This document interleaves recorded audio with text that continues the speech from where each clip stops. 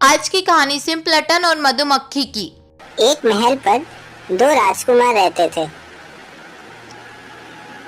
एक दिन वे दोनों घने वन में जाने तथा वहां पर रहने का मन बनाते हैं।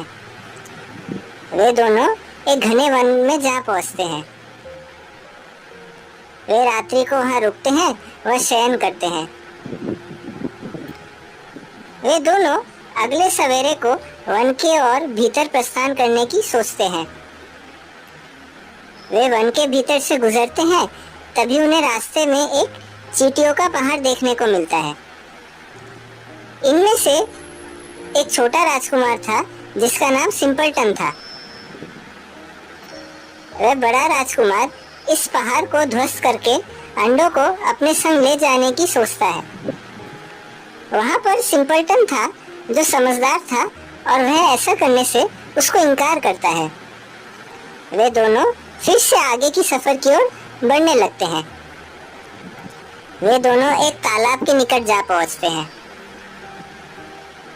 उस तालाब पर हंस उसके परिवार संग तैर रहा था। वह राजकुमार उन हंसों को पकड़कर उनको पकाने के बारे में सोचता है। सिंपलटन फिर से अपने बड़े भाई को ऐसा करने व उनको भी क्षति पहुंचाने से इनकार करता है। वे दोनों रात भर चलते रहते हैं और आगे बढ़ते रहते हैं।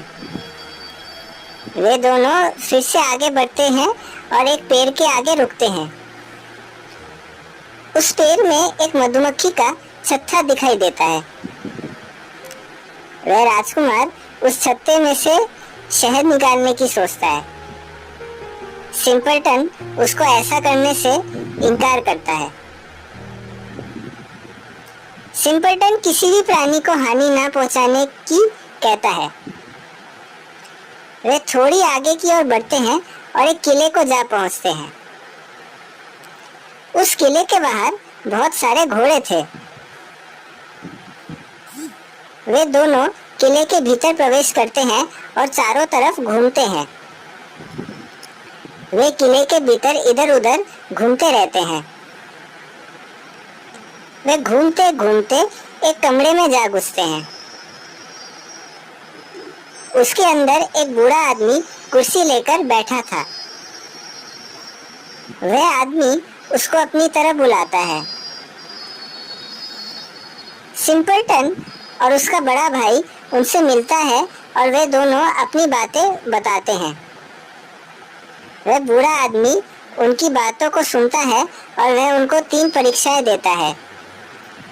वे दोनों राजकुमारों को वन में राजकुमारी की गले की हार की सारी मुकुटियों को इकट्ठा कर झाड़ियों से वापस लाने को कहता है। दोनों राजकुमार मोतियां तलाशने लगते हैं। वे मोतियां ढूंढ तो लेते हैं, परंतु वे एक मोती को ढूंढ पाने में असमर्थ थे। सिंपलटन निराश हो जाता है। तभी नजदीक उस चींटियों के पहाड़ से चींटियां बाहर आती हैं और आखिरी मोती को ढूंढने में उसकी सहायता करते हैं। सिंपलटन उन चींटियों को कोई हानि नहीं पहुंचाता है, इसलिए चींटियां उसकी सहायता करते हैं। चींटियां मोती को झाड़ियों तले ढूंढ लेते हैं। इस प्रकार सिंपलटन प्रसन्न होता है और राजकुमारी की गले के हार को वापस पाता है।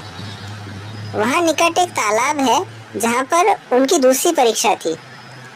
उस तालाब पर राजकुमारी की कमरे की चाबियां थी जो उसको तालाब से उन्हें खोज निकालना था। सिंपलटन को तभी वह बतख दिखाई देता है और वह बतख को अपनी कठिनाई बताता है। बतख उसकी सुनता है और तालाब के भीतर डुबकी लगाता है और उसके लिए चाबी खोज देता है। इस प्रकार सिंपलटन परीक्षाओं को उत्तीर्ण कर किले की ओर लौटता है। वे दोनों किले को जा पहुंचते हैं। वे दोनों उस बूढ़े आदमी के निकट जाते हैं। वह उसे एक कमरे में ले चलता है जहां पर 2 राजकुमारी सो रही थी। वह उसे कमरे में ले चलता है जहां पर 2 राजकुमारी सो रही थी। उन दोनों में से छोटी व प्यारी राजकुमारी को उसे चुनना था। उन 2 राजकुमारी में से एक ने शहद खाया था। तभी वह मधुमक्खी वहां आती है और उस राजकुमारी के होठों में जा बैठती है, जहां पर उसे शहद प्रतीत होता है। इस प्रकार से सिंपलटन को सही राजकुमारी मिल जाती है और उसके संग उसका विवाह संपन्न होता है, और बड़े राजकुमार का दूसरे राजकुमारी संग विवाह संपन्न होता है। आज की सीख, जानवरों के प्रति दयालु रहें। बाद में जब आपको उनकी सहायता की आवश्यकता होगी तो वे आपकी सहायता करेंगे। Thanks for watching, like share.